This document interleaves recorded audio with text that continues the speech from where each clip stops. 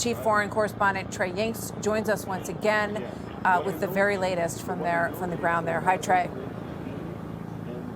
Martha, good afternoon. We can match Jennifer's reporting at the Pentagon.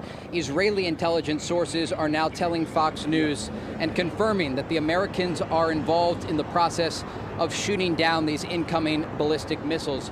We saw the explosions here in Tel Aviv as they lit up the sky, some of those missiles slipping past Israeli and American air defense systems.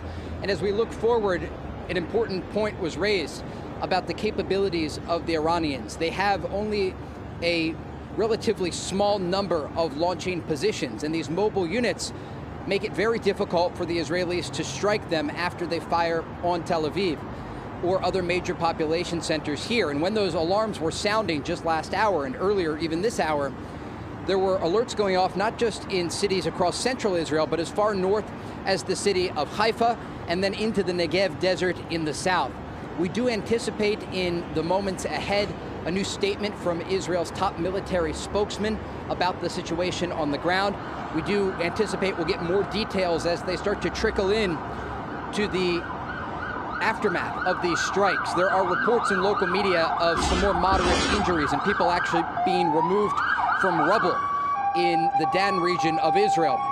And when we look at this, it will take hours to get a full picture of what exactly happened and the extent of the damage. Israeli officials have been very clear about what took place. Israel's defense minister, Israel Katz, releasing a statement saying that the Iranians crossed a red line in their response, not trying to target military installations in Israel, but firing directly into Israeli population centers. So we can expect more Israeli strikes in the hours ahead to target Iran and possibly even a ratcheting up of the targets within Iranian territory.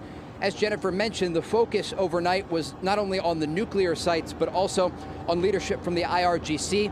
Politicians within the Iranian political echelon were not targeted. Certainly, they could be targets in the future for the Israelis. As officials here tell us, they anticipate this exchange of fire will continue for days, if not weeks, as the region braces for more conflict ahead. Martha? Okay, Trey, thank you so much. Hey, it's Will Cain. Click here to subscribe to the Fox News channel on YouTube. It's the best way to get our latest interviews and highlights. And click to subscribe to the Will Cain podcast for full episodes right now.